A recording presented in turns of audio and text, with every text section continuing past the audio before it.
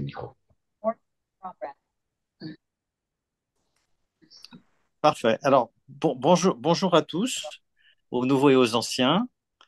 Je rappelle les consignes habituelles de logistique. Si vous pouvez couper votre son, ça serait bien. Ça permettrait effectivement d'avoir plutôt Bruno en vision. Bruno, on vous voit plus par contre.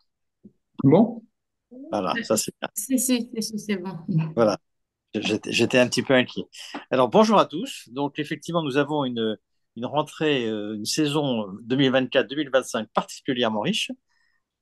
Et donc, nous devrions avoir, enfin, je crois que c'est la saison pour nous la plus riche depuis très très longtemps, puisqu'on va vous proposer 11 opéras, ce qui est évidemment énorme. Et on va faire ça de deux façons différentes. D'une part, avec notre traditionnel abonnement, donc 7 spectacles ou 4 spectacles.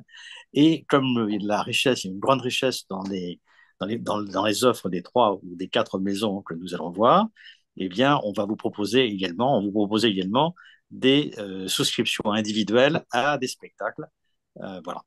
Alors, sur la partie abonnement et spectacle, ou je dirais plutôt spectacle de l'Opéra national de Paris, on a la chance d'avoir Bruno Nicou, que beaucoup d'entre vous connaissent, bon, voilà, et qui est le responsable référent art lyrique à l'Opéra national de Paris, et qui nous fait la gentillesse et le plaisir de venir nous présenter cette fois-ci encore les spectacles qui seront proposés par le Club Opéra à l'Opéra national de Paris.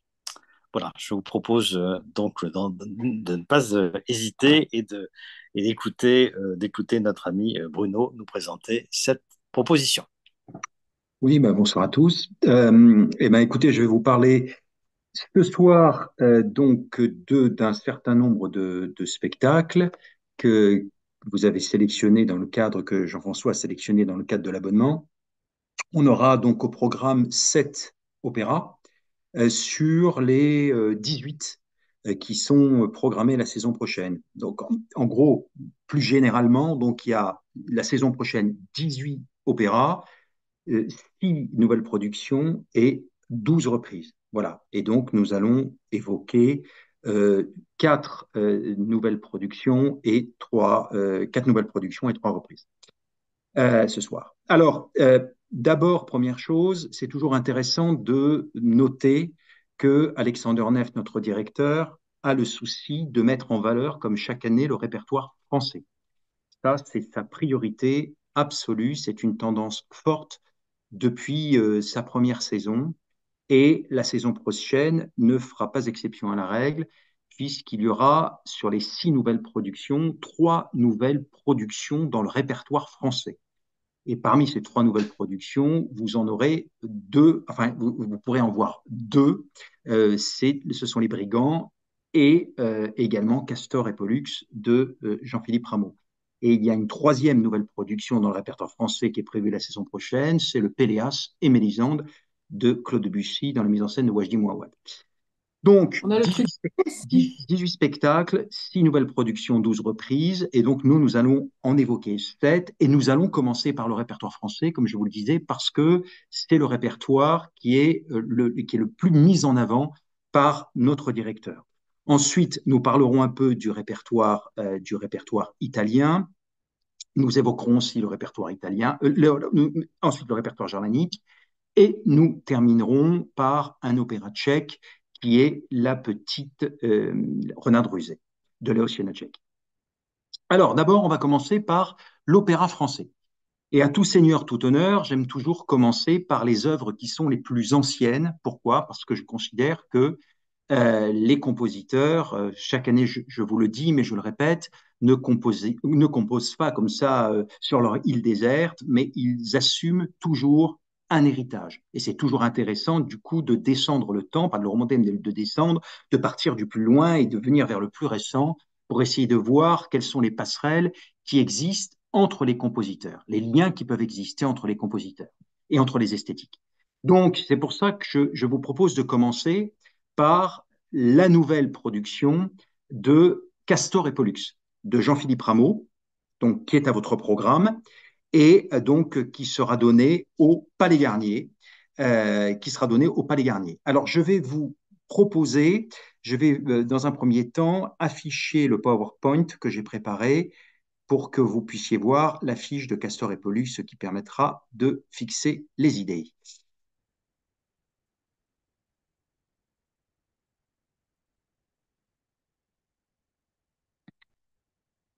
Est-ce que vous voyez le PowerPoint que j'ai ouvert? Vous le voyez? Parfait. Oui, oui. Donc, Castor et Pollux. Et donc, la date qui a été retenue, c'est le 1er février 2025. C'est une œuvre qui dure 3h20 et qui comprend un entracte. Alors, Castor et Pollux.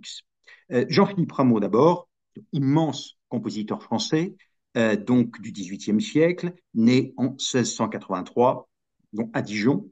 Et c'est un compositeur qui va, c'est un des plus grands génies de l'histoire de la musique, qui va considérablement influencer notamment la musique française au XIXe siècle et même au XXe. Quelqu'un comme Debussy, par exemple, va être influencé par Jean-Philippe Rameau.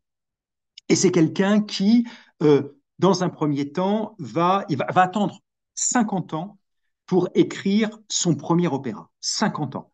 Il va écrire à cette occasion Hippolyte et Aricie, qui sera justement une tragédie lyrique. Et ensuite, il va enchaîner. Il va écrire une trentaine d'opéras, dont les plus célèbres sont les Indes galantes, par exemple, qu'on a donné à l'Opéra de Paris, Platée, il y a Dardanus aussi. Voilà, il y a un certain nombre donc d'opéras comme ça qui sont donnés de façon récurrente sur les plus grandes scènes internationales. Alors, Castor et Pollux, alors non seulement c'est un très grand compositeur, Jean-Philippe Rameau, mais c'est également un très grand théoricien de la musique. C'est quelqu'un qui, comme Wagner, a pensé sa musique. Il ne s'est pas contenté de l'écrire, mais il l'a théorisé. Il a écrit 4 traités théoriques, dont le plus connu est le traité de l'harmonie réduite à ses principes naturels, qui date de 1722, qui a fait date. Beaucoup de compositeurs du 19e siècle vont s'appuyer sur ce traité, dont quelqu'un comme Berlioz, par exemple, connaissait très bien le traité de Jean-Philippe Rameau. Donc c'est en même temps un très grand compositeur et c'est en même temps un très grand théoricien de la musique.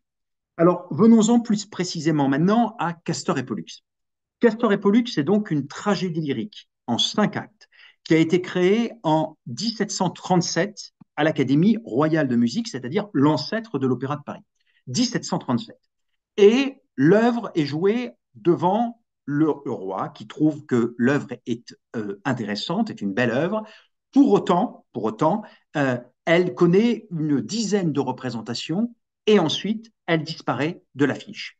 Et il va falloir attendre 1754 pour que Rameau retravaille sa partition et recrée Castor et Pollux. Cette fois-ci, sans le prologue et avec un premier acte et un deuxième acte qui sont révisés. Donc il y a 2 versions de Castor et Pollux. Il y a une version de 1737 et une version de 1754.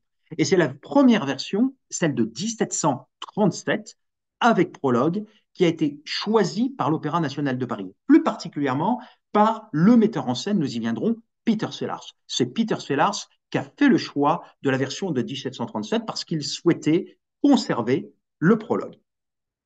Alors, Castor et Pollux, quoi l'argument?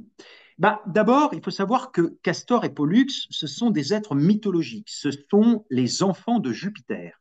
Et ce sont également les jumeaux dans la constellation zodiacale. Ce sont les Gémeaux. Castor et Pollux, ce sont les Gémeaux de la constellation zodiacale. Et dans le prologue, il y a Minerve, qui est la protectrice des arts. Et elle constate que le monde est chaotique. Le cosmos est dans un chaos total. Les arts et les cieux sont totalement déréglés. À cause de quoi? À cause de la guerre, à cause de Mars. Et donc, que va faire Minerve? Elle va mandater Vénus, qui est la déesse de l'amour, pour tout simplement enchaîner Mars et faire en sorte que la paix revienne dans le monde. Ça, c'est le principe du prologue. Et ensuite, l'opéra en tant que tel, la tragédie commence. Nous avons Télaïr. Télaïr est malheureuse parce que son amant, Castor, celui qu'elle aime, Castor, a été tué par Lyncée, un rival en amour. Le frère de Castor, Pollux, aime Télaïr, mais il n'est pas payé de retour puisque j'ai dit que Télaïr aimait Castor. Il n'est pas payé de retour, il aime Télaïr, mais il aime aussi profondément son frère, Castor. Et donc, il va venger la mort de son frère et il va pour ça tuer Lincé. Et ensuite, il va décider de descendre dans les enfers pour récupérer, si je puis dire, Castor, ce qui est extrêmement osé, puisqu'on sait que quand on descend aux enfers et qu'on traverse le Styx, que Charon nous fait traverser le Styx, on ne peut plus revenir en arrière. Il prend donc un risque absolument énorme. Et d'ailleurs, Jupiter, son père, lui veut le décourager.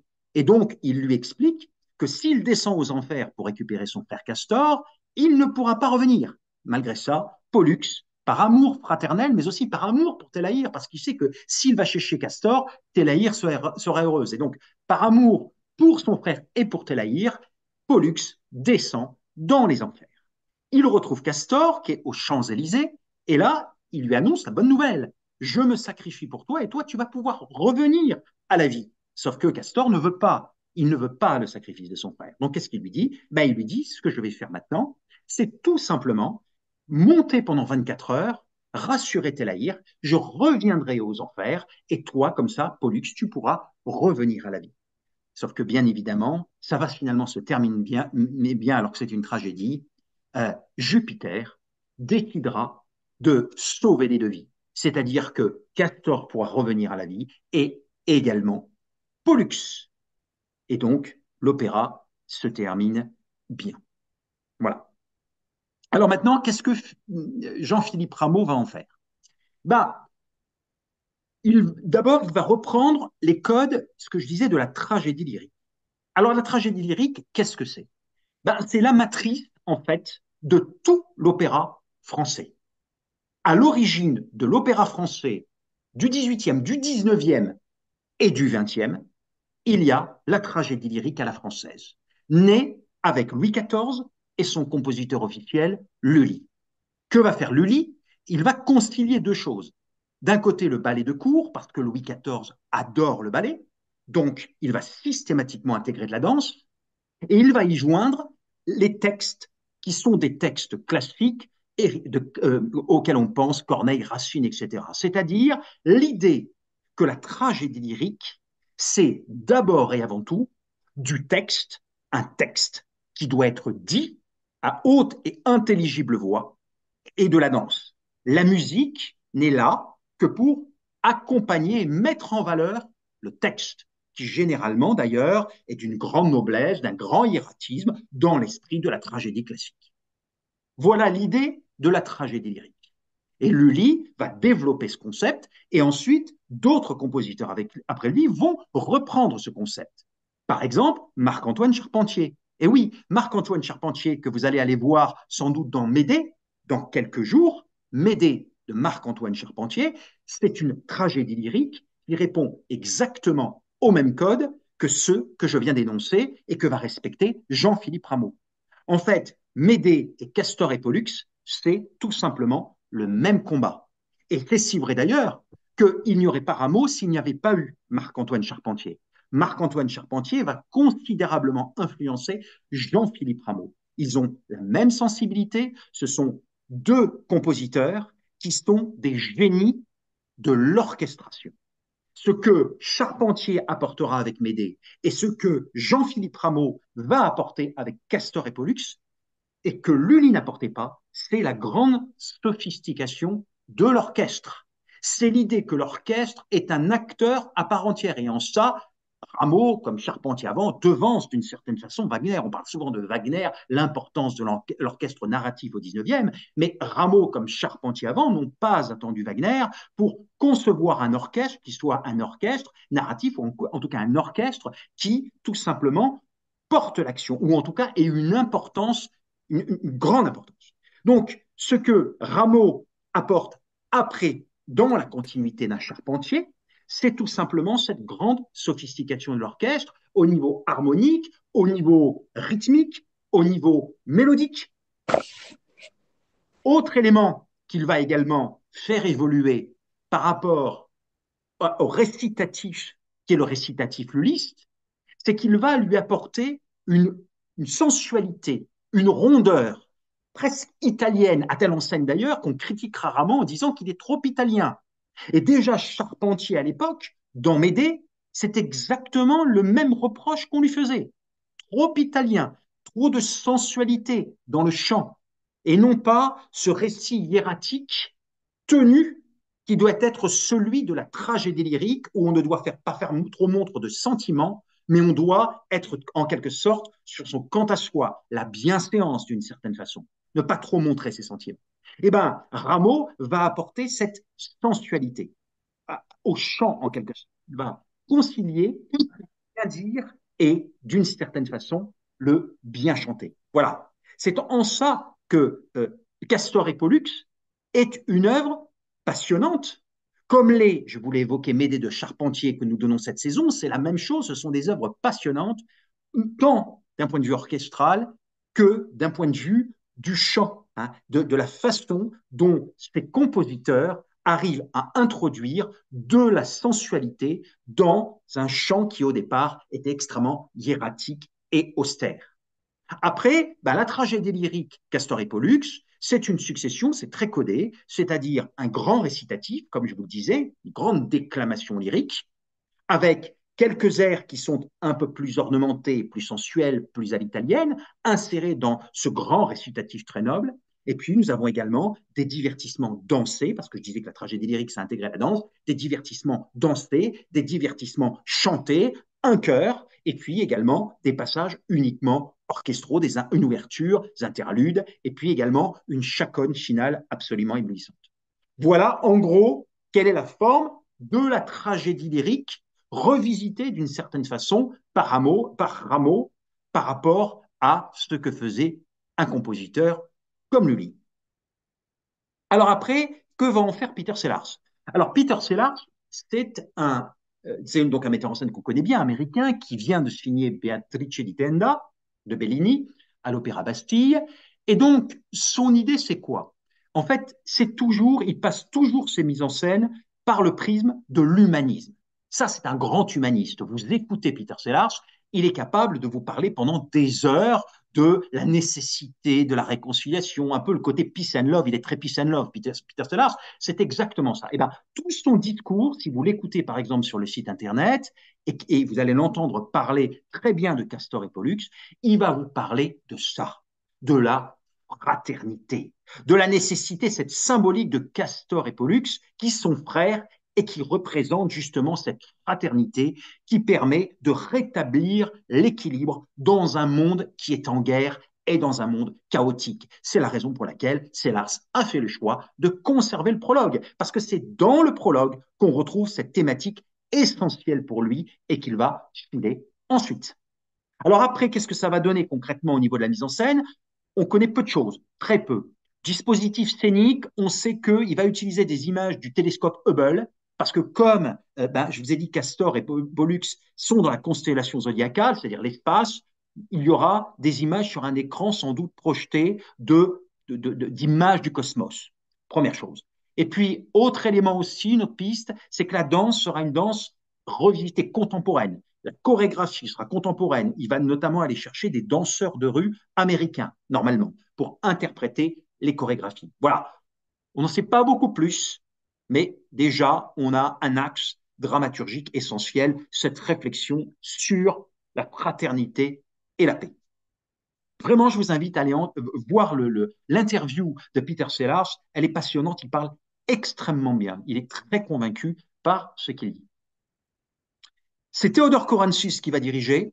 Kourantsis est un chef d'origine grecque, mais qui dirige depuis longtemps, qui est en Russie. Il a donc aussi la nationalité russe. Il dirige, je crois, en Sibérie, un orchestre sibérien. Je crois que c'est Vladivostok. Et Kourantsis, la dernière fois qu'il est venu diriger chez nous, c'était en 2009 dans le Hamlet de Verdi. Depuis, il n'est pas revenu. C'est un iconoclaste. Typiquement, un iconoclaste, c'est intéressant d'en parler quand on parle de Russie, mais c'est un iconoclaste. C'est-à-dire que c'est un chef qui est toujours là où on ne l'attend pas. Et donc, il suscite autant les passions, autant les prosélytes, ceux qui adorent Kourantsis, que ceux qui n'aiment pas du tout sa lecture, parce que c'est quelqu'un qui est très original dans son approche. Et d'ailleurs, qu'est-ce qu'il va faire? Eh bien, il va venir avec son propre orchestre, l'orchestre Utopia.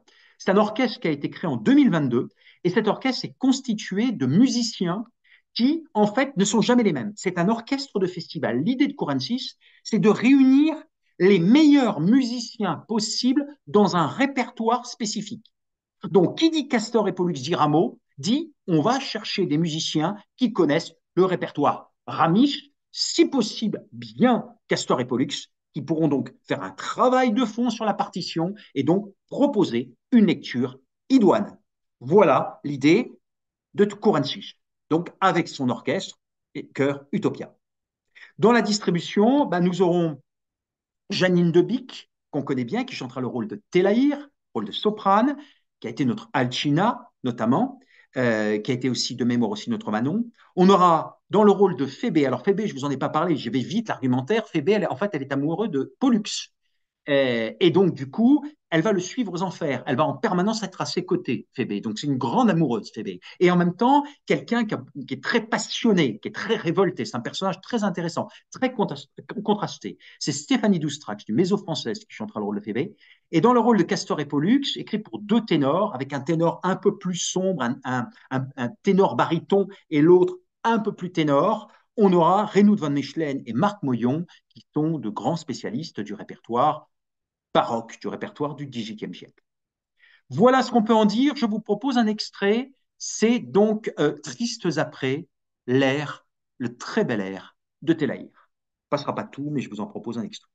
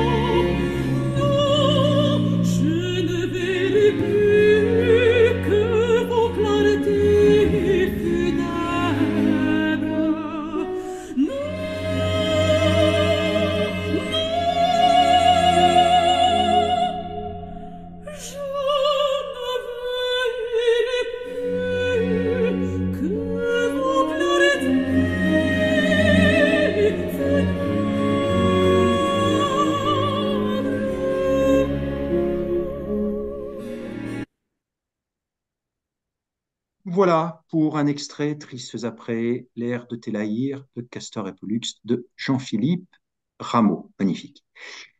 Passons, si vous le voulez bien, à la deuxième nouvelle production française aussi, puisque nous sommes toujours dans le répertoire français, avec une originalité, si je puis dire, Les Brigands de Jacques Offenbach au Palais Garnier le 5 octobre 2024. C'est une œuvre qui dure 3 heures, dont un entracte.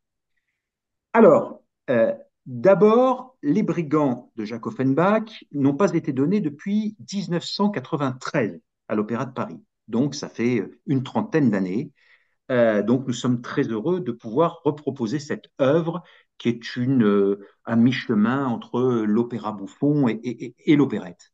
Alors, rappelons que Jacques Offenbach, jusqu'à présent, on avait quelle vision de lui si on s'en tenait à la programmation de l'Opéra de Paris?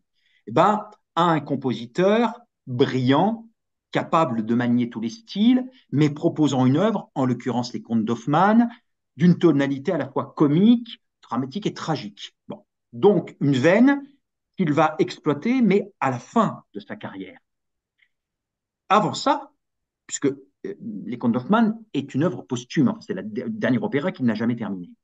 Mais avant ça, c'est qui Jacques Offenbach? Ben, Jacques Offenbach, c'est le compositeur officiel du Second Empire. C'est celui qui a animé euh, les boulevards, les grands boulevards, avec des opéras bouffons, que ce soit la Grande Duchesse de Gerolstein, la Péricole, la Vie parisienne, la Belle Hélène, tous ces opérettes, opéras bouffons qui ont diverti en quelque sorte le public bourgeois de l'époque. Et donc, les brigands font partie de cette veine comédie, en quelque sorte, de cette veine légère de Jacques Offenbach, hein, avec en plus un livret de Mellac et Halévy, qui étaient ces très grands librettistes de l'époque, qui ont signé la plupart des livrets des opéras bouffons de Jacques Offenbach. Et les Brigands constituent l'avant-dernière collaboration de Mellac et Halévy et de Jacques Offenbach. L'œuvre a été créée en 1869 au Théâtre des Variétés. Très gros succès. Sauf que, hélas, après 107 représentations, eh ben, la carrière des brigands s'arrête. Pourquoi? Ben, c'est la guerre de 1870. Napoléon III est battu à Sedan et fait prisonnier. La carrière est momentanément arrêtée. Parce que finalement, très rapidement, ben, l'œuvre va trouver son public, que ce soit d'ailleurs dans les autres pays européens, outre-Atlantique. Donc c'est une œuvre qui va voyager. Qui va voyager. Et puis, elle va passer de mode à partir de la Seconde Guerre mondiale. On va plus beaucoup voir les brigands. Avant, une production qui sera celle de 1988, donc signée Louis Herlot et Alain Maratra, production lyonnaise, qui va permettre à l'œuvre de retrouver des couleurs. Et ensuite, on aura la production de 1993 signée Jérôme Deschamps et Macha Makayev, qui sera la production que nous aurons donnée à l'Opéra de Paris. Voilà. Donc, depuis cette production de Deschamps et Makayev, nous n'avons pas reproposé Les Brigands à l'Opéra.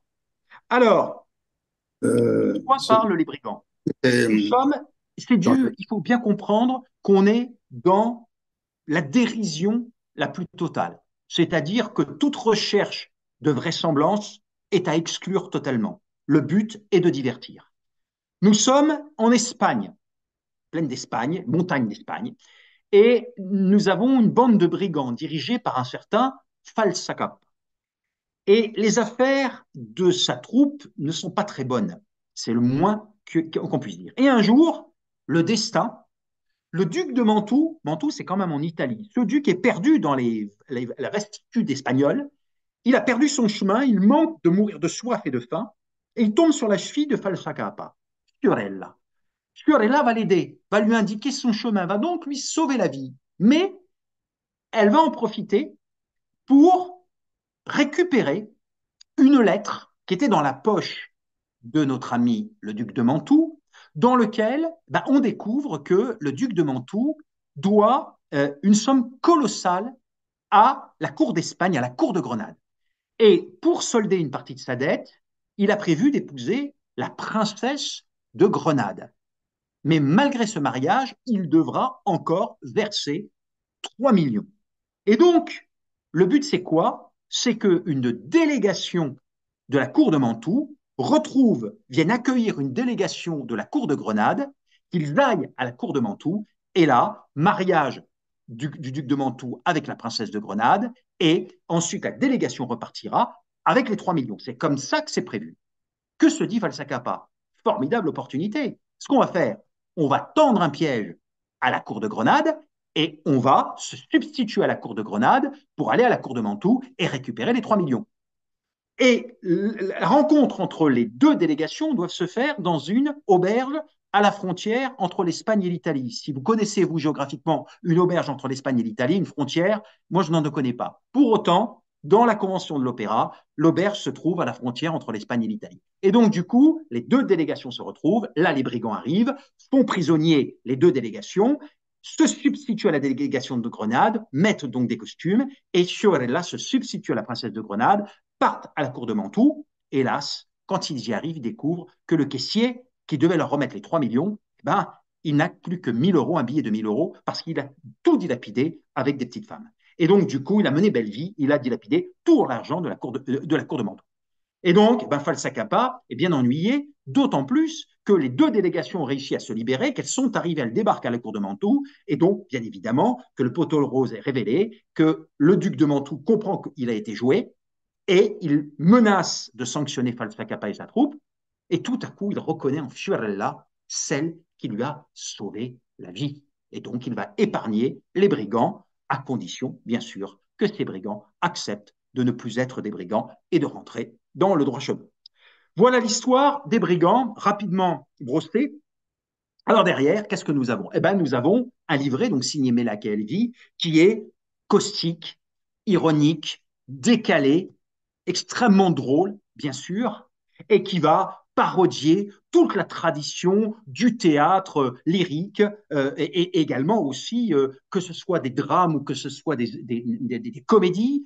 On pense par exemple aux Brigands de Schiller, on pense également au Rigoletto de Verdi, le duc de Mantoue, mais également il va citer un opéra de Zampa, un opéra de Hérold. Voilà, toute cette tradition va être utilisée en quelque sorte par les deux librettistes pour que la mécanique comique soit optimale, soit la plus forte possible. Et puis également, autre élément, c'est qu'ils tendent un miroir déformant à la société de leur époque. C'est-à-dire qu'il y a toujours cette volonté chez les librettistes, tout simplement de montrer quoi? Eh bien que tous, à quelque niveau qu'ils soient, que ce soit les puissants, qu'ils soient politiques, qu'ils soient le roi et la reine, ou l'empereur et la reine, et l'impératrice, je veux dire, qui est espagnole en plus, que ce soit les banquiers, que ce soit les courtisans, tous sont des voleurs à différents niveaux. D'ailleurs, qu'est-ce que dit Falsacapa dans l'opéra? Il dit il faut voler selon la position qu'on occupe dans la société. Donc tout ça, et bien évidemment ne se prend pas au sérieux, est extrêmement drôle, caustique, ironique, joyeusement immoral.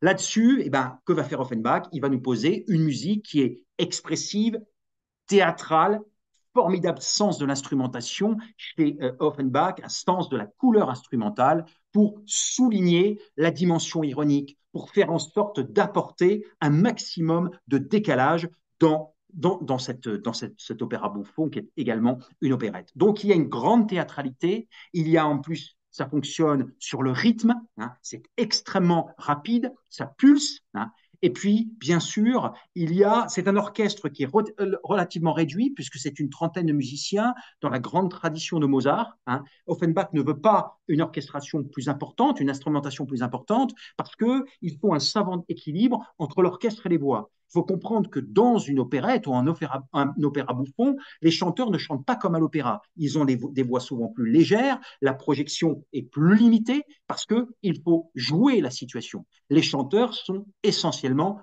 des chanteurs-acteurs. Mais, bien sûr, c'est de l'opéra champagne, c'est du pur divertissement, c'est fait pour divertir le public et ça fonctionne extrêmement bien. Alors, que va faire maintenant notre ami Barikowski, qui est le metteur en scène? Alors, Barikowski, c'est celui qui avait signé la mise en scène du Prince Igor. Mais il y avait eu à ce moment-là le Covid, et donc on n'avait pas pu donner, on n'avait donné qu'une représentation du Prince Igor de Borodine, et ensuite on avait dû annuler la série de représentations. Donc Koski revient pour signer la mise en scène des Brigands, et Koski est un vrai spécialiste d'Offenbach, un vrai spécialiste d'Offenbach. Et donc, quelle est son idée? Eh bien, il a envie justement de proposer, eh ben, comment dire, de restituer, de retrouver l'esprit dadaïste. C'est ce qu'il dit lui-même, dadaïste. Le dadaïsme est cette esthétique qui s'est développée au XXe siècle. Marcel Duchamp, par exemple, était dans l'esprit dadaïste, qui consiste à aller contre les conventions artistiques, de tout révolutionner d'une certaine façon, hein, d'y apporter de l'originalité, mais surtout être anticonventionnel, apporter dans l'art de l'ironie, de la causticité, etc. Eh ben, l'idée de Barikowski, c'est d'apporter ça dans sa mise en scène. Lui-même parle d'une mise en scène qui doit être d'un mauvais goût assumé, déjantée, amorale, un peu trash, bordélique. Voilà, c'est un peu l'idée de Barikowski. Alors, je vais vous lire une petite intervention. On retrouve d'ailleurs l'interview qu'il donne sur le site de l'Opéra de Paris, mais j'ai relevé juste un extrait que je trouve très intéressant et qui donne l'esprit de sa mise en scène. Il dit la chose suivante: j'adore Jacques Offenbach, j'adore l'homme et sa musique. Je suis toujours ébahi par son génie, sa compréhension virtuose du théâtre. Stefano Montanaro, le chef d'orchestre, parle de musique de cirque. Les Brigands, c'est une œuvre où tout est trop, tout est excessif, tout est poussé jusqu'aux limites. La musique est très rapide. Ce que j'aime dans cet opéra, c'est sa joie de vivre. Ce que dit Offenbach, comme le dit Falsacappa, c'est nous sommes tous des voleurs dans toutes les strates de la société. Mais il le fait de manière amusante, délicieuse, coquine, pas polémique ou didactique. Avec Offenbach, il est important qu'il y ait de la saleté, que ça sente l'ail, la sueur. Il n'y a rien de pire qu'un style Offenbach non érotique, aseptisé, inoffensif. Dans le monde troublé où nous vivons, Offenbach est un antidote pour quelques heures. Avoir de la joie et du rire, c'est aussi important que d'avoir des pensées existentielles et de pleurer. Voilà, tout est dit, à mon avis, de l'esprit l'esprit de la mise en scène de Barikowski. Alors concrètement, comment il va traduire tout ça? Eh ben, il va imaginer quelque chose de très pyrandélien, c'est-à-dire un décor de théâtre, de vieux théâtre. Et sur ce décor de vieux théâtre, nous aurons des rideaux un peu peints dans l'esprit de la commedia dell'arte. Et l'idée, c'est que les personnages passent leur temps à se travestir, parce que l'opéra repose là-dessus, sur les changements de costumes, sur le travestissement. Et donc, les personnages vont en permanence passer derrière le rideau, puis devant le rideau, et ils vont changer de costume. Et ces costumes vont être de différentes époques. On va passer de l'époque Velasquez à l'époque queer, en passant par le néo-réalisme italien des années 50. Voilà, donc mélange d'époques. Il faut que ce soit d'une certaine façon un joyeux bordel. Alors, un bordel quand même un minimum organisé, mais où souffle l'esprit de l'irrévérence. Voilà, c'est ça l'idée de Barikowski. Il doit souffler l'esprit de l'irrévérence. Donc je pense que c'est un spectacle qui sera extrêmement ludique, attractif pour un très large public. Alors maintenant, la direction musicale donc sera assurée par Stefano Montanaro. Stefano Montanaro, c'est un chef italien qui fera ses débuts à l'Opéra national de Paris.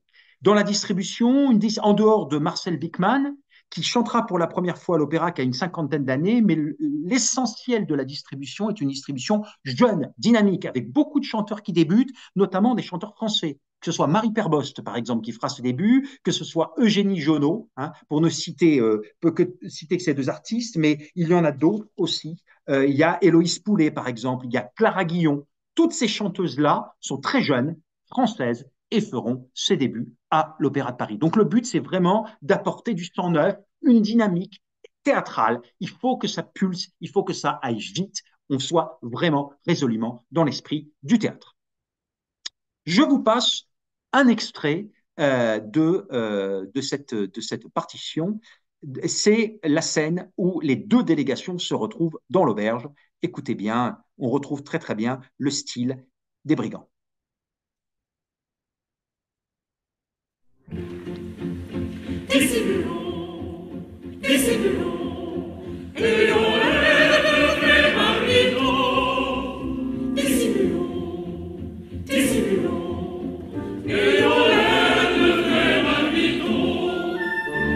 Voilà d'étranges figures, de singulières tournures, ces marmitons sont fresqués, ont un singulier aspect.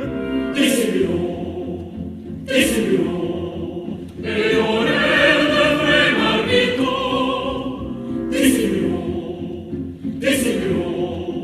et on est de vrais marmitons. Dissimulons.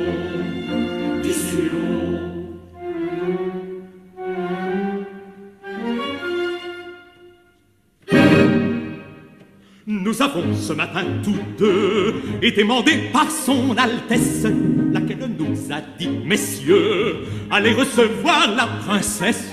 Recevoir la princesse. Pour la recevoir, que faut-il? Que faut-il pour la satisfaire? Combiner l'élément civil avec l'élément militaire. Je suis le militaire, il est le militaire. Le militaire, le militaire. Et voilà comment d'un instant on a composé l'ambassade qui devait aller au-devant de la princesse de Grenade. Et voilà comment d'un instant on a composé l'ambassade qui devait aller au-devant de la princesse de Grenade. De la princesse de Grenade. De la princesse de Grenade. Voilà un extrait des Brigands de Jacques Offenbach, alors j'ai oublié de vous préciser bien évidemment qu'on est dans la forme de l'opéra à numéro, c'est-à-dire enchaînement, en fait on a du parler, parce qu'on est dans l'esprit aussi de l'opéra comique, hein. Donc du coup du résolument parlé et puis des parties chantées. Dans les parties chantées, nous avons des airs, des duos, des ensembles, un chœur, etc. En fait toutes les formes consacrées de l'opéra à numéro. Je referme la parenthèse. Nous continuons à explorer le répertoire français avec donc une reprise. Cette fois-ci, ce n'est pas une nouvelle production, c'est une reprise, le Manon, la Manon, de Jules Massenet à l'Opéra Bastille le 6 juin 2025. C'est une œuvre qui dure 3h50, dont deux entr'actes. C'est la deuxième reprise de cette production signée Vincent Huguet. Alors, c'est toujours une joie de proposer Jules Massenet. Immense, absolument immense compositeur, même si à chaque fois je le dis, mais les musicologues français, la tradition française, veut qu'on se pince beaucoup le nez pour tout ce qui concerne les compositeurs français du 19e siècle. Mais ça, c'est beaucoup lié à quelqu'un comme Debussy, qui avait la dent très très dure et qu'il considérait avec beaucoup de modestie qu'il était génial et que les autres étaient des nuls. Et cette tradition du mépris de l'opéra français du 19e s'est prolongée ensuite avec quelqu'un comme Pierre Boulez, qui manifestait dès qu'il le pouvait son mépris pour Jules Massenet et qui a donc pendant des années cadenassé la vie musicale française. Il est temps, et beaucoup de gens qui apprécient Jules Massenet disent qu'il est temps de revoir cette position et de bien mesurer quelle place il occupe dans l'histoire de l'art lyrique et dans l'histoire de l'art lyrique. Et c'est incontestable que Massenet est un très grand compositeur qui a occupé une place absolument essentielle, puisque il a dominé la vie musicale, il faut quand même le dire, hein, la vie musicale française à partir de la mort de Bizet, c'est-à-dire 1873, de mémoire 1874, jusqu'à à peu près la Première Guerre mondiale, malgré Debussy et malgré notamment son Péléas et Mélisande. Il a dominé la vie musicale. C'était le compositeur qui était incontestablement le plus populaire. C'est quelqu'un d'abord qui était extrêmement prolixe puisqu'il a composé 26 opéras, chefs-d'œuvre Manon, notamment Werther, etc. Mais il y en a d'autres. On a donné le Cid il y a quelques années, on a donné Cendrillon récemment, etc. Et bien d'autres. Et donc, bien évidemment, Don Quichotte aussi, que l'on va donner cette saison. Hein. 26 opéras et un corpus de 250 mélodies. C'est quelqu'un qui excellait dans le domaine du théâtre, qui disait lui-même qu'il ne savait composé que pour le théâtre, qu'il ne se sentait pas du tout à son aise dans le domaine symphonique. Il lui fallait le théâtre. Et donc, il a profondément aimé le théâtre, et le théâtre, d'une certaine façon, le lui a bien rendu grâce au succès qu'a connu Massenet. Donc, il a dominé cette vie musicale et il était apprécié du public. Alors, on va dire que c'était un public bourgeois, mais pour autant, il était extrêmement apprécié du public. Il a connu de très nombreux succès.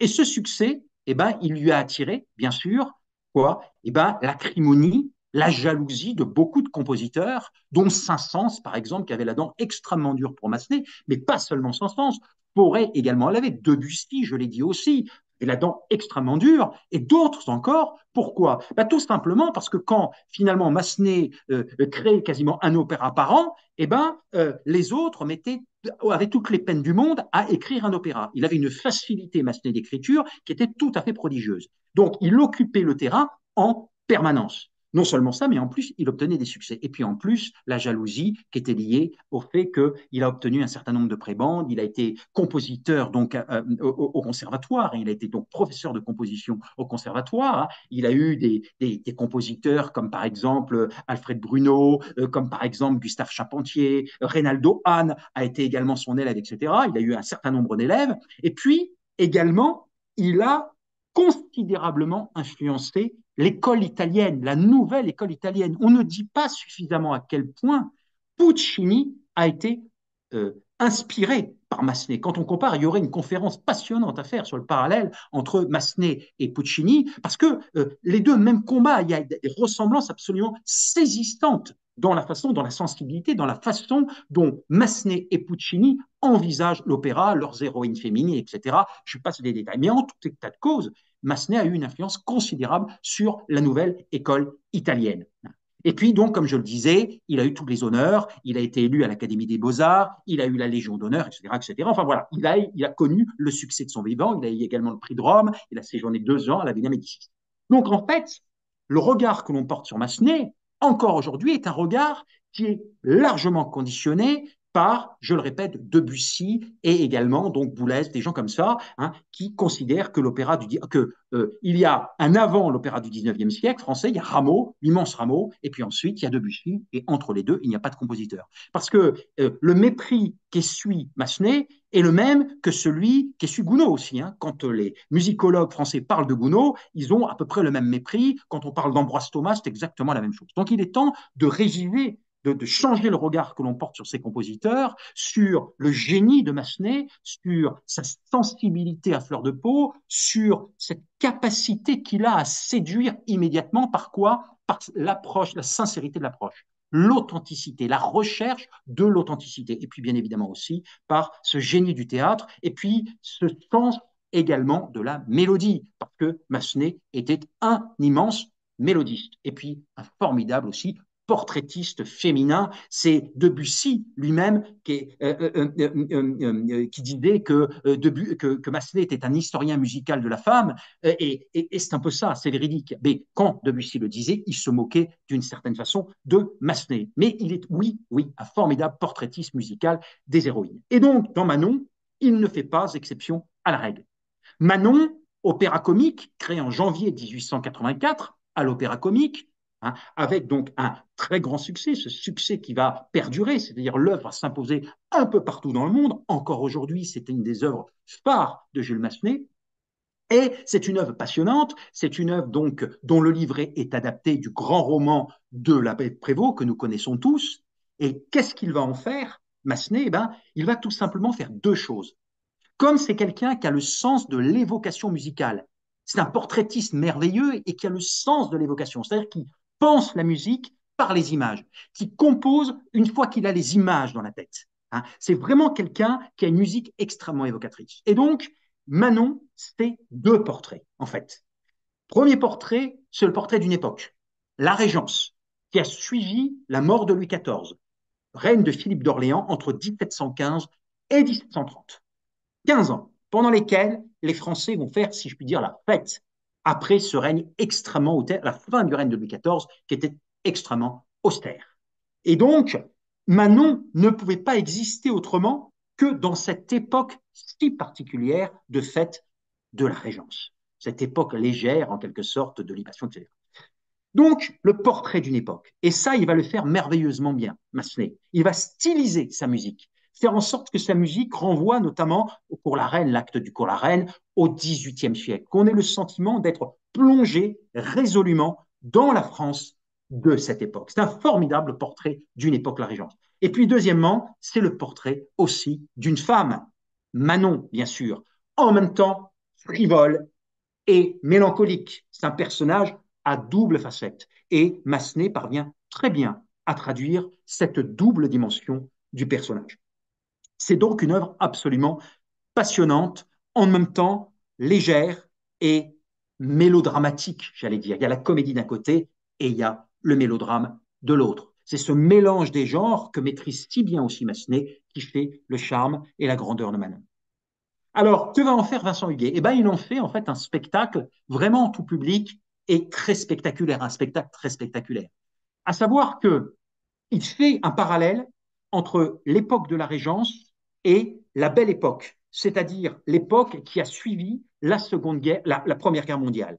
C'est-à-dire là encore, traumatisme des Français après cette Première Guerre mondiale, et donc besoin de se réjouir, besoin de faire la fête, de revivre enfin. Ce sont les années folles. Et Vincent Huguet plonge ses personnages dans les années folles avec tout ce qui va avec, l'architecture art déco, avec également les folies bergères, le jazz, le charleston, etc. Toute cette ambiance si particulière de l'époque qu'il traduit parfaitement et il fait un parallèle entre Manon et Joséphine Baker, ce qui est également aussi extrêmement habile.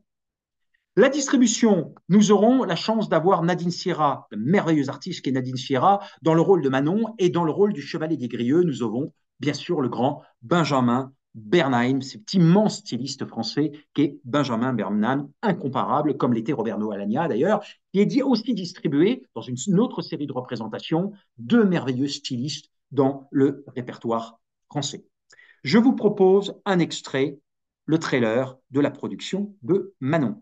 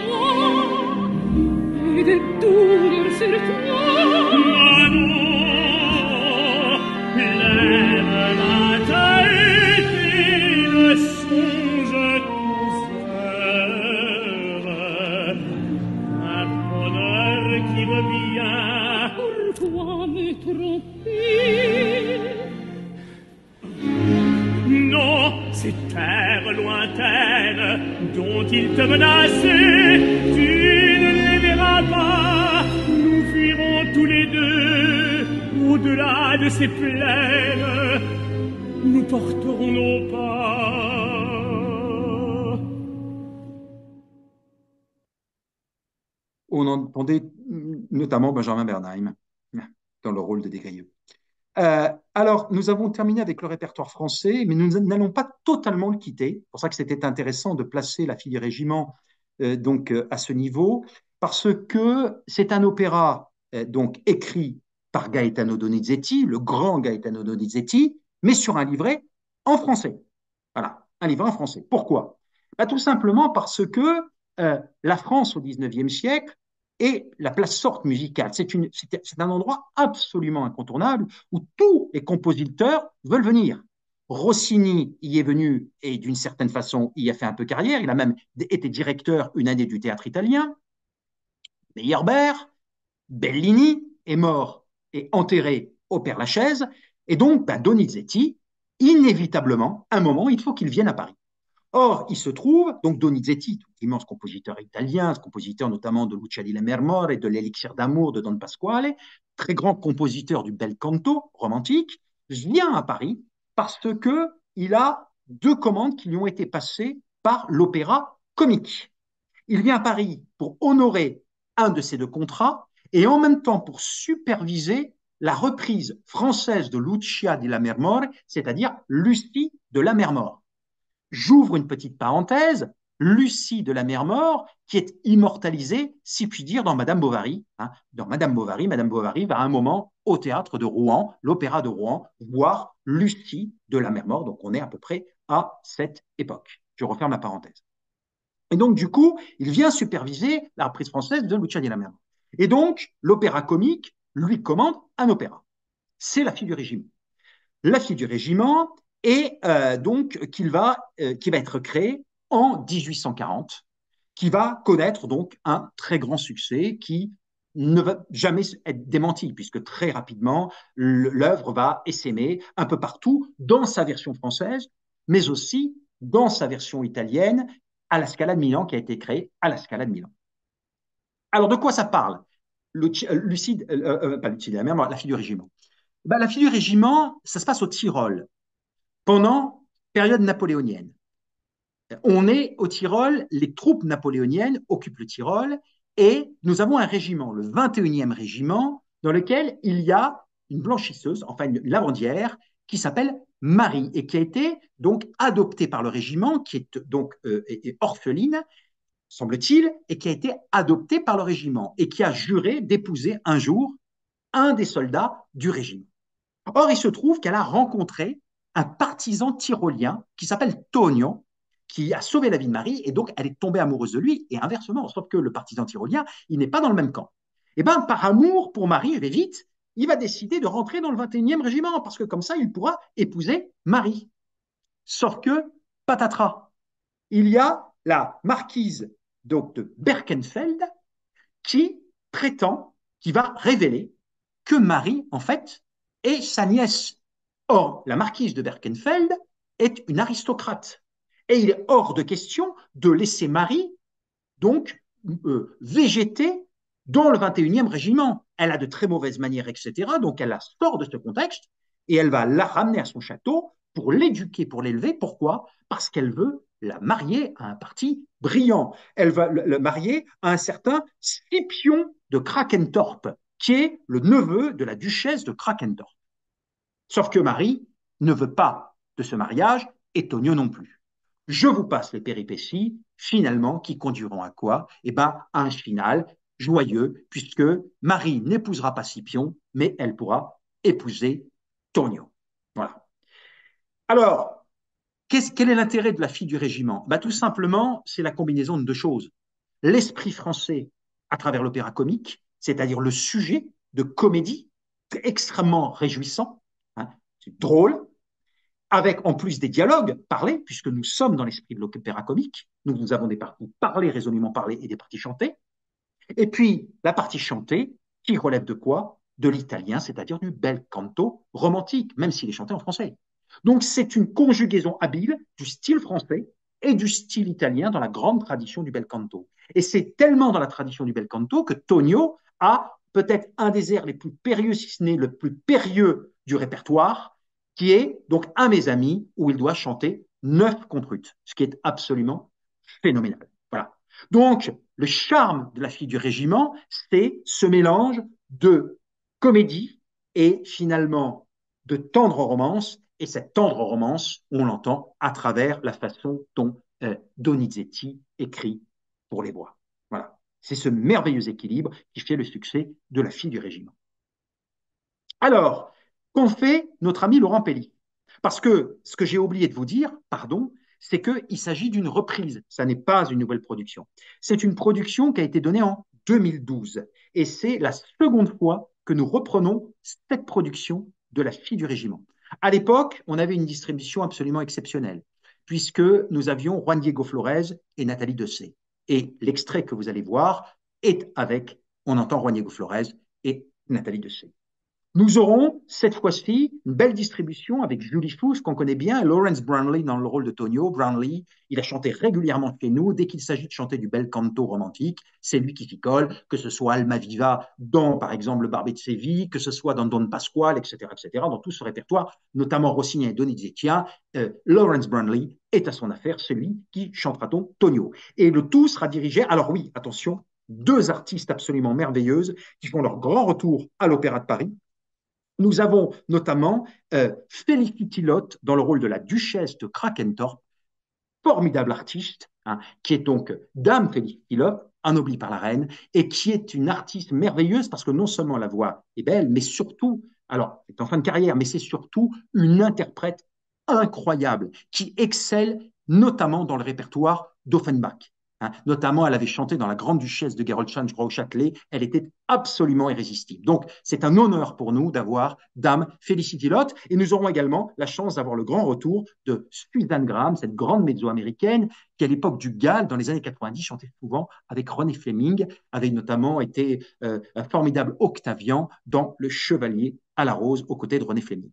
Formidable artiste que Suzanne Graham. Voilà. Tout est réuni, vous l'aurez compris, dans cette production. Et donc, la mise en scène de Pelli, on sait combien Pelli est à son aise dans la comédie. Eh bien, il ne fait pas exception à la règle. Tout ça est très drôle. Le dispositif est extrêmement habile. Il a imaginé, pour symboliser les montagnes du Tyrol, des cartes d'état-major. Vous allez voir, le décor, ce sont des cartes d'état-major. Tout le reste pulse énormément et surtout, comme souvent chez Pelli, la mise en scène est très burlesque et ça fonctionne très bien. C'est-à-dire, il allie le comique de situation et le comique de geste et ça, c'est absolument formidable. Je vous passe un extrait. Alors, la direction musicale, je ne l'ai pas dit, Evrino Pido, très grand chef italien, spécialiste du répertoire italien. La dernière fois qu'il est venu chez nous, c'était dans la Cenerentola en 2018 et je me souviens qu'il y a quelques années, il avait gravé un enregistrement de l'Élixir d'amour avec Roberto Alagna et Angela Gheorghiu.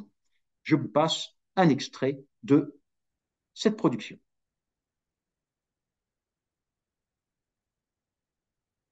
De cette nappe si tendre, pour ce jour, laissez passer tout tendre, mon cœur c'est de l'amour, de l'amour, de l'amour, de l'amour. C'est un peu si tendance au cœur en ce jour, ne veut pas se défendre.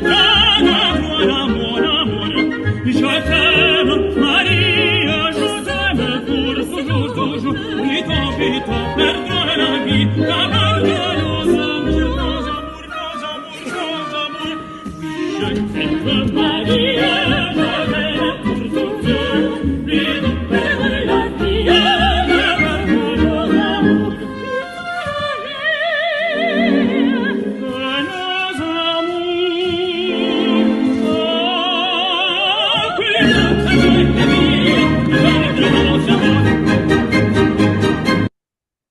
Voilà pour cette fille du régiment. Alors j'ai oublié de dire, vous l'aurez constaté, que Pelli transpose l'action pendant la Première Guerre mondiale, mais bien évidemment ça ne change rien à la pertinence de son approche. Dernière petite remarque aussi, historique, ce n'est pas un hasard si en 1840, Donizetti jette son dévolu sur une intrigue bonapartiste, si je puis dire, qui se passe pendant la période napoléonienne, puisque 1840, c'est la date où les cendres de Napoléon ont été rapatriées aux Invalides, qui était éminemment symbolique, et du coup, à l'époque, il y a eu de nombreux sujets qui ont tourné autour de la figure de l'empereur.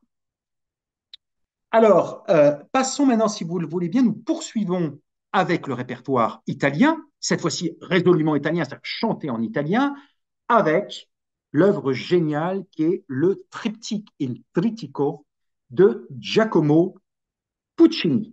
On n'avait pas donné le triptyque depuis 2010. C'était dans une production de Luca Ronconi. Depuis, l'œuvre n'avait pas été donnée, donc nous avons la chance d'avoir cette nouvelle production du triptyque signé Christoph Loy, qui est un metteur en scène allemand.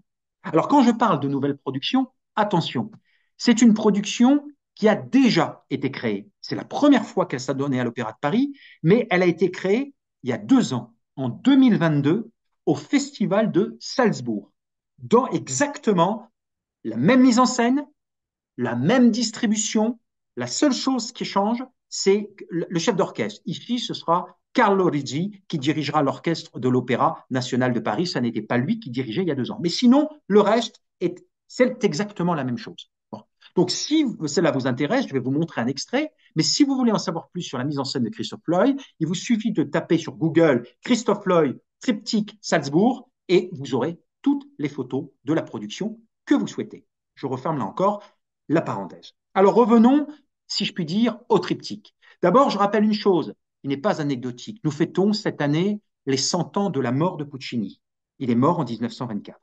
Donc, c'est très important pour nous d'avoir un Puccini. On en aura plusieurs, puisqu'on va avoir également la reprise de Madame Butterfly. Mais en tout cas, c'est important d'avoir cette œuvre, je le répète, géniale, et le triptyque. Alors, je rappelle, c'est quoi le triptyque? C'est 3 opéras en un acte. C'est Il Tabarro, c'est Suor Angelica et Gianni Schicchi. Alors, l'idée d'un triptyque a germé dans la tête de Puccini dans les années 1900, peu de temps après Tosca. Il a créé Tosca en 1900, début du XXe siècle. Et puis, il faut attendre 1912, il vient à Paris, et là, il tombe sur une pièce qui s'appelle la Houppelande d'un certain Didier Gold.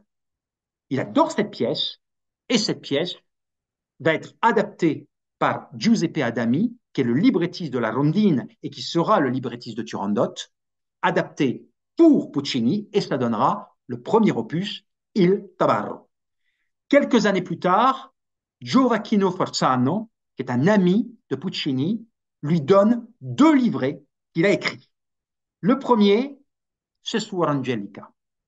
Le deuxième, c'est Gianni Schicchi, qui est tiré, il a eu l'imagination, Forzano, d'écrire à partir de quelques vers de la Divine Comédie de Dante. Son imagination a fonctionné à partir de 3 vers de la Divine Comédie et ça a donné Gianni Schicchi. Une fois qu'il a ces 3 livrets, il écrit ses partitions qui sont prêtes en 1918 et l'œuvre est créée en décembre 1918. Où ça? Au Metropolitan Opera de New York, car à l'époque c'est la guerre en Europe et donc il crée aux États-Unis. D'autant plus que le Metropolitan est content d'accueillir la partition de Puccini, métropolitane, qui avait créé quelques années auparavant la fanciulla de l'Ouest, du même Puccini.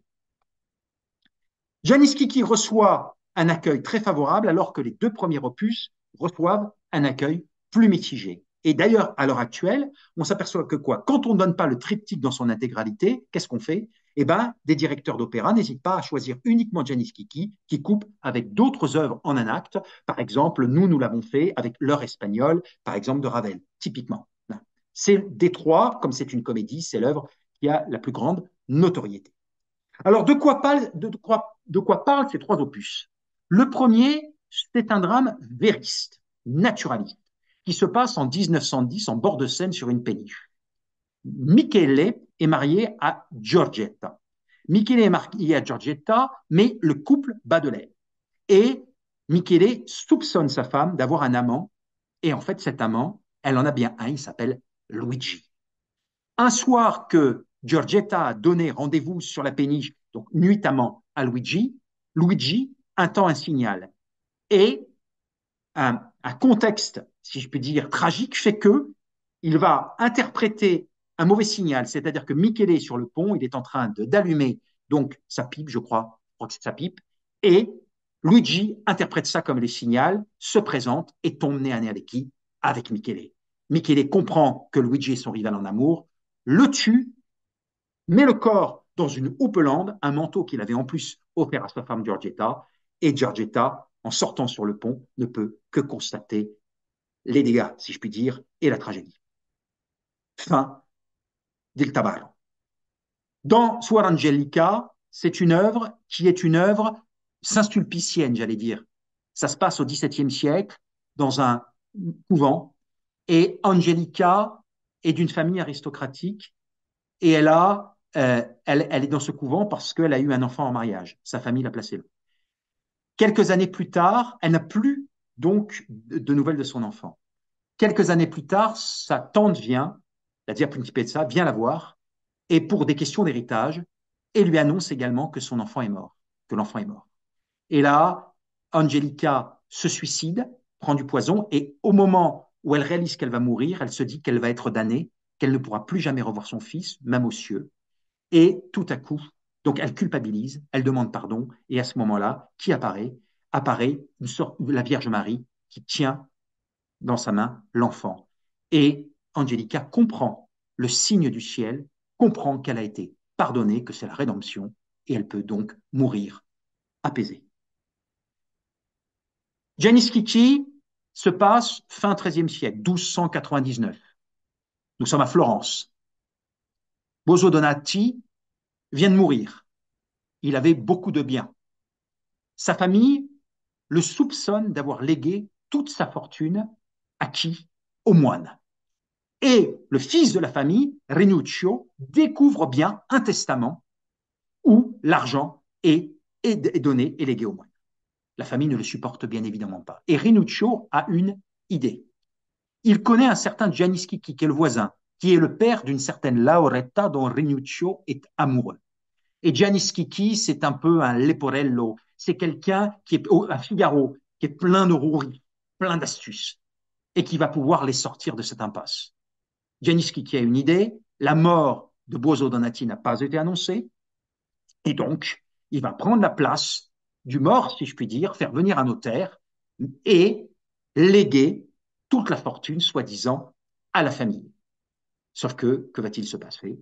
Au moment où le notaire arrive, Gianni Schicchi hérite de toute la fortune, c'est-à-dire se donne toute la fortune, se lègue toute la fortune à lui-même. Et à la fin de l'opéra, c'est assez drôle parce que Schicchi se présente devant le public et il dit « Je vous demanderai de me pardonner parce que si j'ai fait ça en gros, c'est pourquoi? C'est pour permettre finalement à sa fille Lauretta d'épouser Rinuccio, car Schicchi pourra la doter grâce à cette fortune. » Donc, finalement, les choses se terminent bien. Alors, ce qu'on constate et qui est formidable dans le triptyque, c'est quoi? C'est que toute la palette musicale de Puccini est proposée. C'est-à-dire que dans Il Tabarro, c'est la veine vériste, c'est-à-dire un style musical expressionniste, un chant très poussé, très puissant, sur un orchestre luxuriant, très sombre, très automnal. Mais on est dans une dimension presque post-romantique. On se pourrait se croire chez Richard Strauss ou chez Korngold. Dans Suor Angelica, on est dans quelque chose de beaucoup plus recueilli. Un orchestre très clair, très diaphane, très transparent pour évoquer d'une certaine façon la spiritualité avec un chant qui est extatique. Et Janis Kiki, c'est la comédie avec un orchestre beaucoup plus froid, une musique plus froide, plus mécanique, qui fonctionne essentiellement sur le rythme de la comédie et qui n'est quasiment pas chanté puisqu'on est dans du parlare cantando, du parler chanté dans l'esprit du Falstaff de Verdi. Il y a juste les deux amants qui ont des passages un peu plus lyriques, comme dans le Falstaff de Verdi d'ailleurs, mais sinon, le reste du temps, on est dans du parler chanté. Donc, c'est en quelque sorte un kaléidoscope de tout ce que Puccini est en quelque sorte capable d'écrire. Toute son imagination musicale est là, est présente, et il est capable de toucher à toutes les esthétiques. C'est en ça que le triptyque est une œuvre géniale. Alors, que va en faire Christophe Lloyd? Eh bien, il propose une mise en scène qui est parfaitement, j'allais dire conventionnelle, mais au très bon sens du terme. Il transpose toutes les actions dans un univers contemporain, mais c'est merveilleusement cadré, formidablement éclairé et surtout d'une très grande probité, c'est-à-dire qu'il colle au sujet. Il se met au service des trois sujets, ce qui explique pourquoi le spectacle a connu un très grand succès à sa création il y a 2 ans au Festival de Salzbourg. Autre élément aussi qui est important, c'est la distribution. 3 distributions remarquables, saluées par la critique, mais dominent une artiste, Asmik Grigorian. Asmik Grigorian a chanté chez nous, mais dans un récital Tchaïkovski en 2019. Elle n'avait jamais chanté dans un opéra. Ce sera chose faite. Elle a ébloui le public en 2022. C'est une artiste immense qui interprète les 3 rôles, Giorgetta di Tabarro, Angelica et Lauretta de Janis Kiki. Et à chaque fois, elle est prodigieuse. Mais, et c'est là où on voit l'influence de l'artiste, elle a conditionné l'ordre des opéras. D'habitude, on commence par Il Tabarro et on termine par Janis Kiki. Là, on commence par Janis Kiki et on termine par Suor Angelica. Janis Kiki, ensuite Il Tabarro et Suor Angelica. Pourquoi? Pour 2 raisons. La première, c'est que le metteur en scène souhaitait faire monter en puissance la tension. On part de la comédie pour aller vers le drame. Et deuxièmement, la voix d'Asmik Grigorian étant une voix profondément lyrique, il est plus facile de commencer, de se chauffer la voix par le rôle de Lauretta, qui est plus léger, qui est un lyricino, un petit lyrique, et de terminer par un chant qui est beaucoup plus ample, extatique, qui est celui de Suor Angelica. Donc on voit comment une merveilleuse interprète, une grande interprète, peut conditionner aussi l'ordre des opus. Je vous passe un trailer de cette production et vous allez entendre la voix d'Asmik Grigorian. Vous allez voir, c'est une artiste absolument saisissante.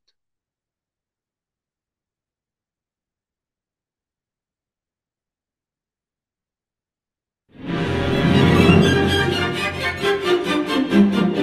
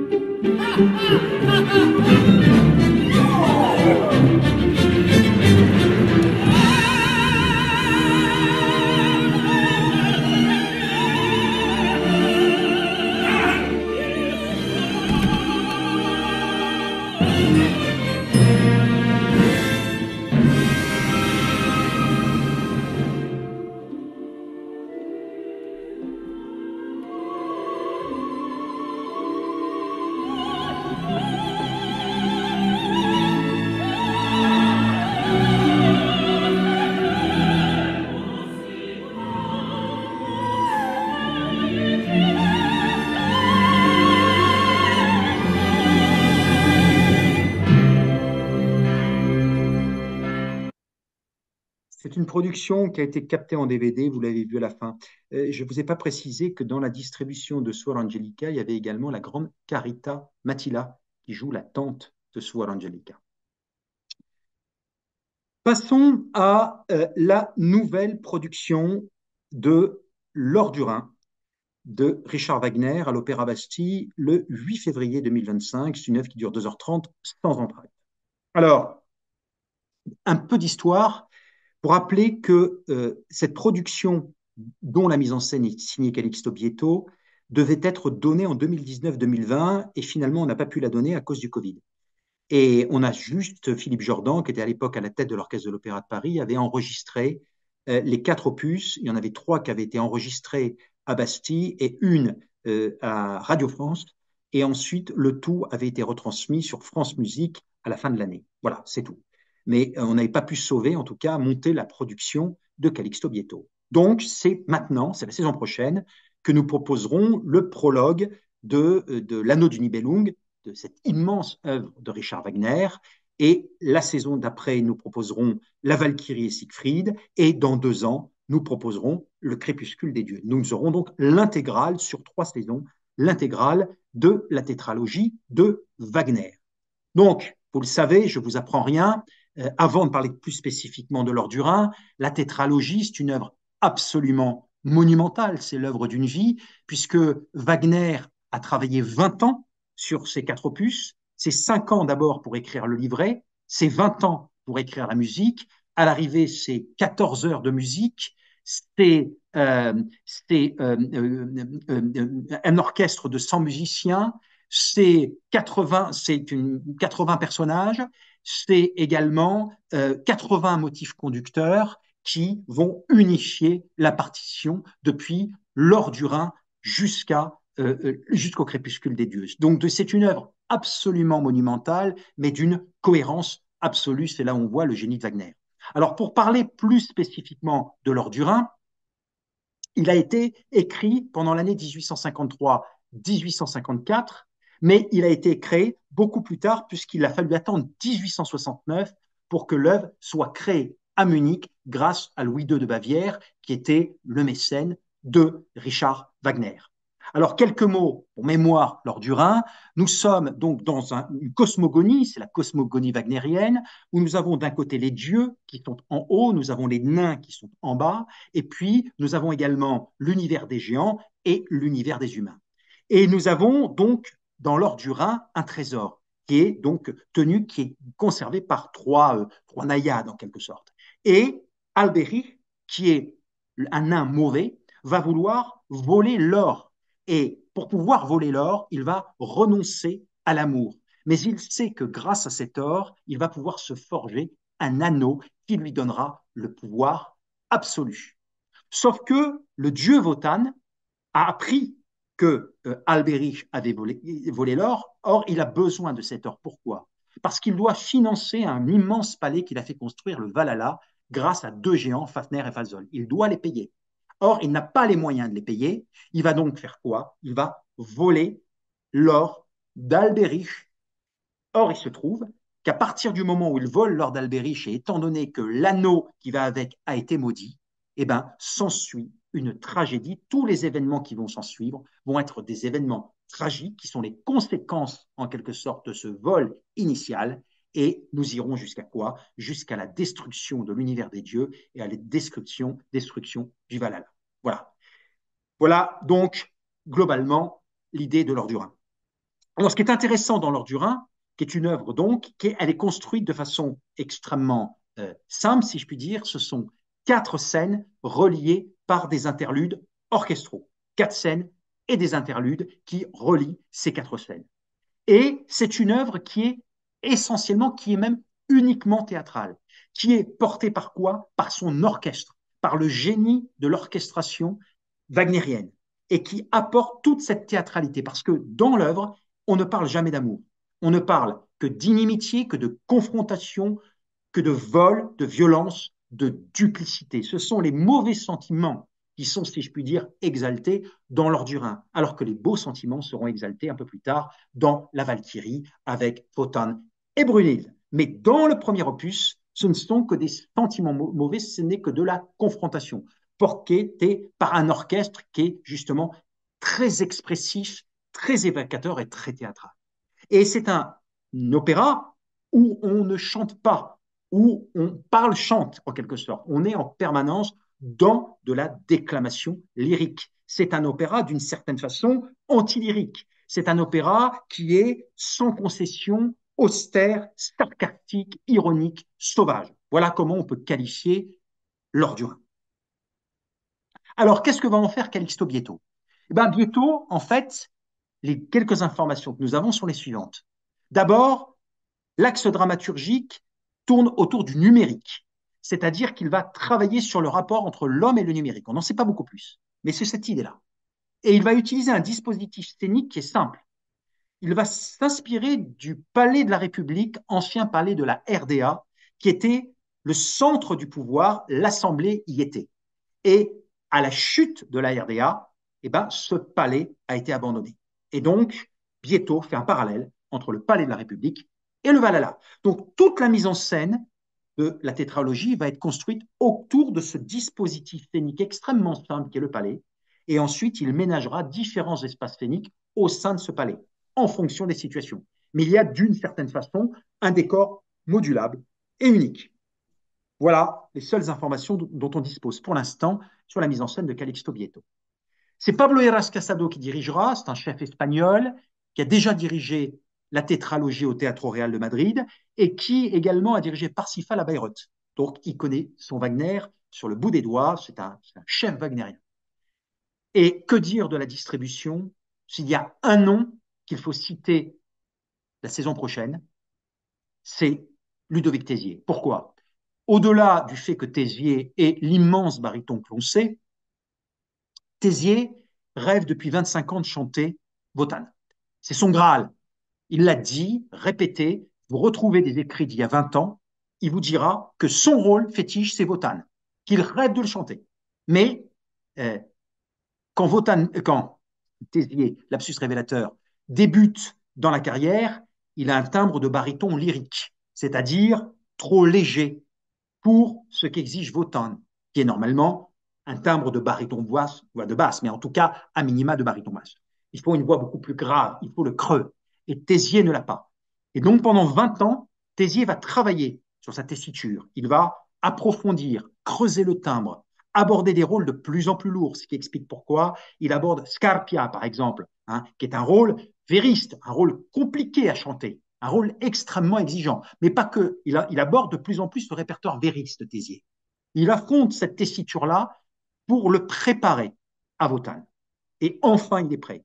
Et Alexander Neff va permettre à Ludovic Tézier de combler un rêve, de réaliser un rêve qu'il a depuis extrêmement longtemps, chanter enfin Wotan sur scène. Ça va être vraiment un immense événement, un événement de dimension internationale. D'ailleurs, si l'on en juge par les places qui sont prises dans le cadre des abonnements, L'Or du Rhin a un très gros succès. Et ça n'est pas seulement, à mon avis, parce que c'est la tétralogie, parce que généralement, la Valkyrie marche beaucoup mieux que L'Or du Rhin, mais parce que les abonnés ont bien vu que Tézier était en tête de distribution. Je vous propose un extrait. Alors, c'est compliqué de trouver. Je vous propose le début, l'ouverture. Bien évidemment, c'est 137 mesures autour de la tonalité de mi bémol majeur et qui évoque les vagues successives du Rhin, avec donc progressivement l'orchestre qui monte en puissance. On ne va pas tout écouter, mais on va écouter le début. C'était en plus, j'ai choisi un enregistrement, c'est volontaire, c'est Philippe Jordan qui l'avait gravé au disque des extraits de l'Anneau du Nibelung. Voilà, et c'était avec l'orchestre en plus de l'opéra, c'est avec l'orchestre de l'Opéra national de Paris.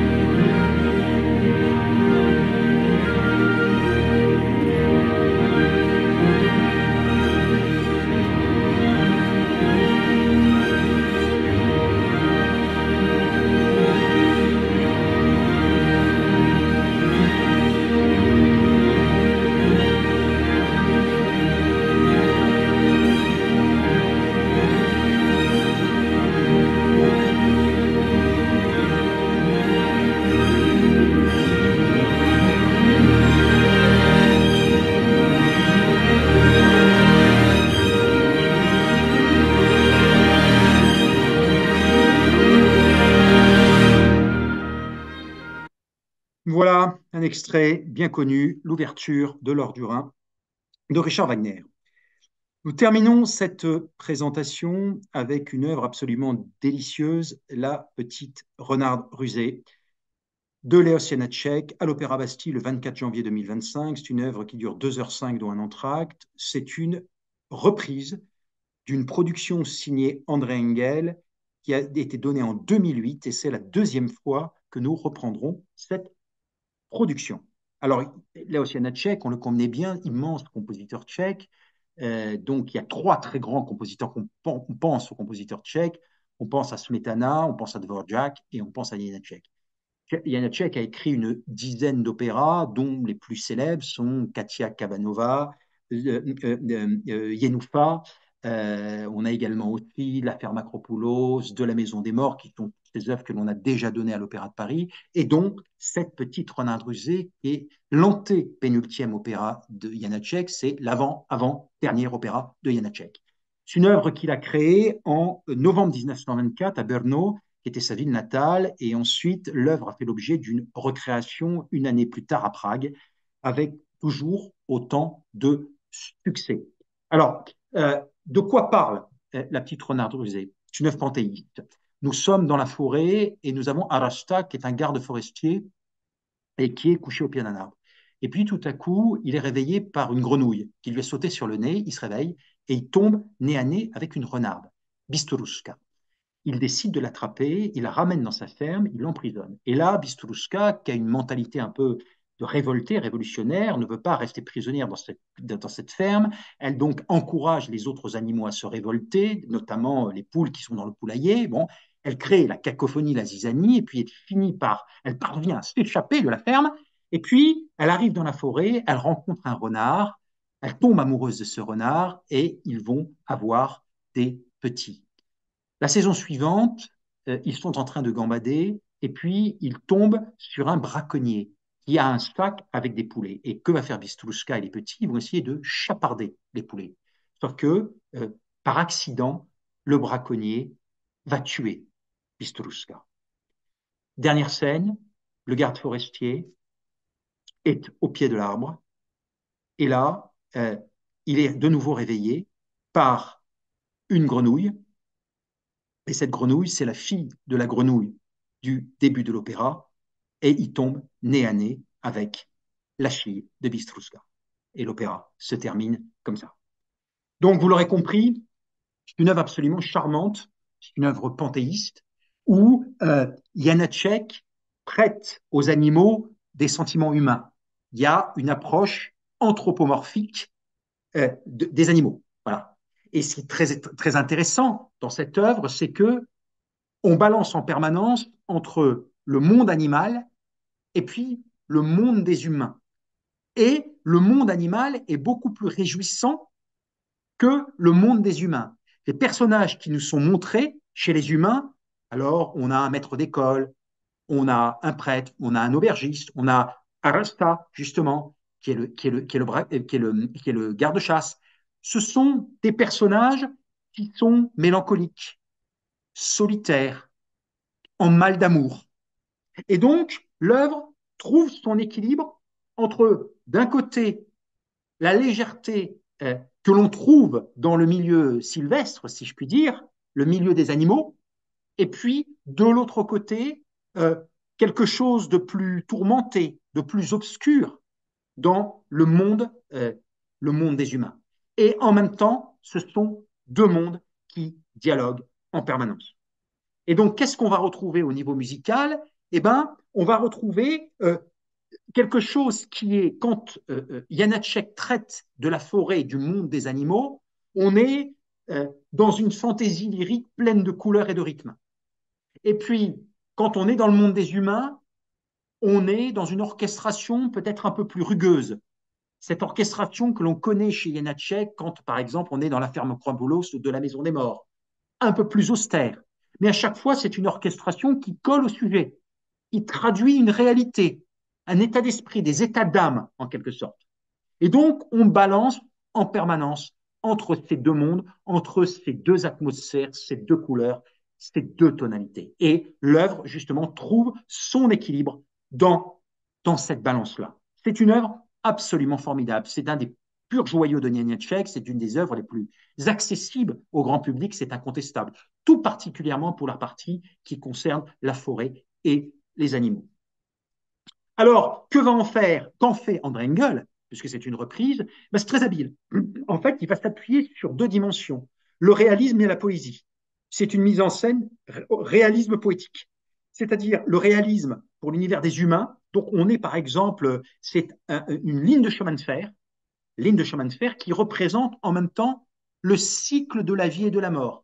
C'est-à-dire que c'est un parcours de vie, cette ligne de chemin de fer, comme un train qui passe, on est dans un parcours de vie. Donc l'idée du cycle de la vie et de la mort. Et il rajoute à ça un champ de tournesol, parce que le tournesol, qui dit tournesol, dit soleil. Et qui dit soleil, dit parcours du soleil, le parcours journalier du soleil, avec le lever et le coucher du soleil. Là encore, le cycle du jour. Et tout ça se mélange. Et bien évidemment, ça rejoint l'idée de Janacek, c'est le cycle de la vie et de la mort. C'est là-dessus, c'est cette thématique centrale qui passe Janacek et qu'il traduit si merveilleusement bien dans La Petite Renarde Rusée. Et donc, André Engel a tout compris de l'œuvre et donc il traite de cette thématique-là, le cycle de la vie et le cycle de la mort, avec en même temps une dimension réaliste et une dimension éminemment poétique à travers le chant de tournesol, mais aussi, vous allez voir dans l'extrait, on voit que les enfants sont habillés dans des tenues qui sont enfin, des tenues d'animaux, enfin, il y a des costumes d'animaux, enfin voilà, c'est très ludique en quelque sorte, c'est en même temps très joyeux, très léger et parfois très mélancolique. Voilà. Donc c'est visuellement très réussi. C'est Juraj Valkua qui dirige, c'est un chef slovaque, donc il connaît très bien le répertoire tchèque, par définition, et il fera ses débuts à l'Opéra de Paris, et dans la distribution, ce sont à chaque fois des petits rôles, même le rôle de la renarde, hein, Bistruska, c'est pas non plus un très grand rôle, même si elle est présente souvent, comme le renard, et dans le rôle de la renarde, on aura Elena Salagova, qui chantait déjà le rôle quand on a donné la production en 2008, il connaît très bien cette partition, qui a une très jolie voix et qui en plus est issue de l'académie, de l'atelier lyrique de l'époque. Donc, elle a fait sa formation, elle a été formée à l'Opéra de Paris, Elena Tsalagova. Elle a été aussi une formidable Mélisande dans Péléas et Mélisande de Debussy, que nous avons donné il y a quelques années. Je vous passe l'extrait de cette production de André Engel.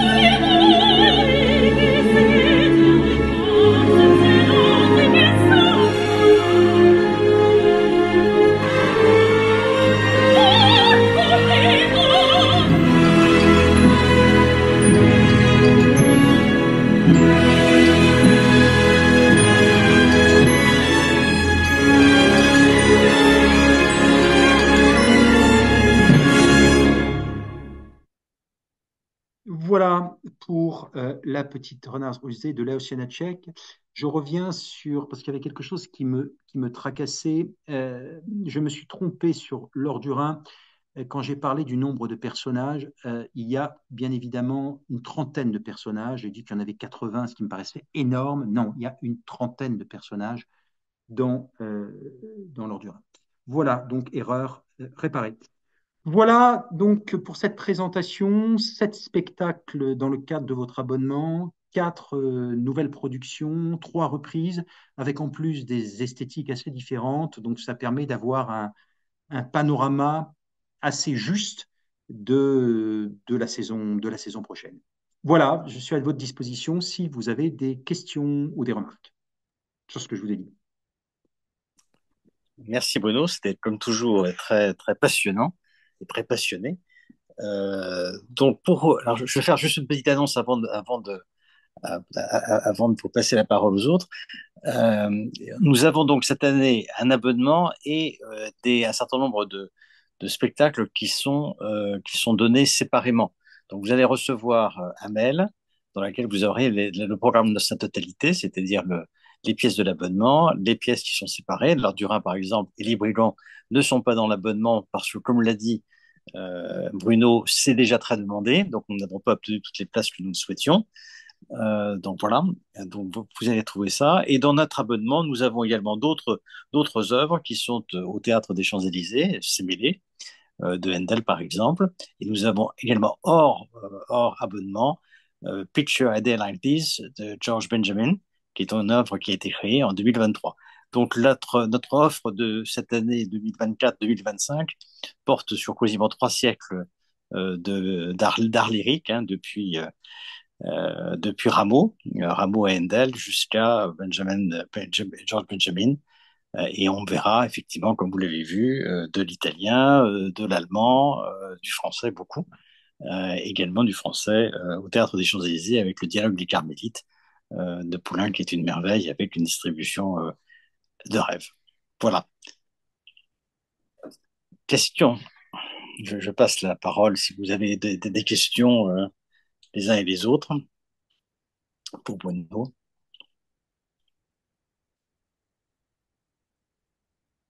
Là, vous avez tout dit. Vous avez tout dit. Bon, bah, écoutez, merci encore, Bruno. C'est toujours un plaisir de vous avoir pour nous accompagner et de nous donner déjà envie d'être en 2024-2025. Euh, et encore une fois, merci. Je sais que vous êtes. Alors, il faut quand même remercier particulièrement Bruno parce que il est dans la phase un petit peu chargée, hein, où il doit faire des présentations à tout le monde.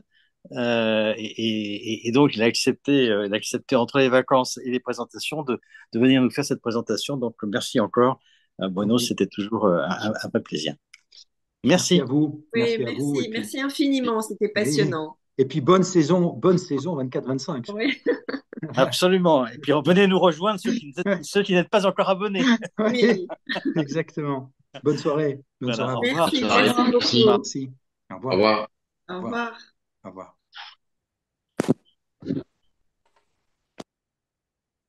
Alors, oui.